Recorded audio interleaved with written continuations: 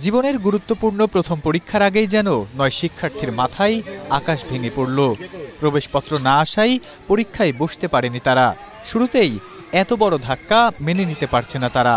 প্রধান শিক্ষকের কাছে ফর্ম পূরণ, কোচিং ফি, লেট ফি এবং বকেয়া বেতন সহ যাবতীয় অর্থ পরিশোধ করলেও করা হয়নি ফর্ম পূরণ। শিক্ষার্থীদের সব টাকাই নিজের পকেটে ঢুকিয়েছেন ওই শিক্ষক। আমাদের 10 বছরের পুরো ক্যারিয়ার শেষ করে দিয়েছি ওনার কাছে আমরা এটা দাবি করি। আমরা এসএসসি পরীক্ষার্থী, এই 25-এ আমরা অকৃতকার্য হয়েছি। এখন 26-এ এসে আমাদের এক সাবজেক্ট ফেল হয়েছে। আমরা এখন ফর্ম ফিল আপের টাকাও নিছে আমাদের থেকে। তারপরে এখন আজকে হঠাৎ এসে দেখি আমাদের অ্যাডমিট কার্ডের জন্য আসছি, আসার পর শুনি যে আমাদের রেজিস্ট্রেশন হয়নি।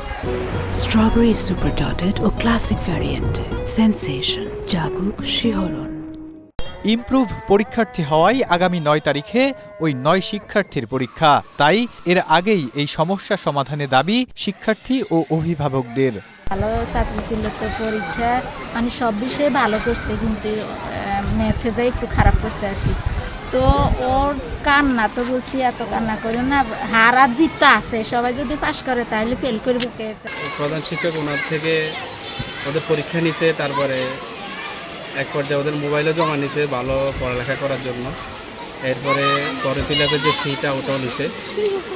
তো আমি যতটুকু জানি এটা হচ্ছে ফেব্রুয়ারির মাঝামাঝিতে এটার ম্যাচ শেষ ফর্ম ফিল আপের, কিন্তু উনি ওদের এটা তো করেই নাই বা ওদেরকে বলেও নাই যে ওদের ফর্ম ফিল আপ করা হয় নাই। লক্ষ্মীপুর সদর উপজেলার কামানখোলা উলিউল্লাহ মুসলিম পলিটেকনিক একাডেমিতে ঘটেছে এই ঘটনা। প্রধান শিক্ষক সৈয়দ আহমেদ ভূঁইয়ার বিরুদ্ধে উঠেছে এসব অভিযোগ। তবে তিনি সব অভিযোগ কৌশলী এড়িয়েছেন। আমি আন্তরিকভাবে দুঃখিত। আমি ওরা যদি সময় ফেরত দিতে পারবো না, কোনো মতেই পারবো না। তবে আমি একটাই এসে দিতে পারি, আগের বছর আমি যদি আমার এই বছর চাকরি শেষ, ওদের পরীক্ষার আগ পর্যন্ত ওরা যদি গণিত বিষয় যেটা ওদের পারফরমেন্স ভালোর জন্য আমি ওদেরকে ফ্রিলি আমার নিজের থেকে আমি ফ্রি অঙ্ক করাবো। Desk report, Asia post.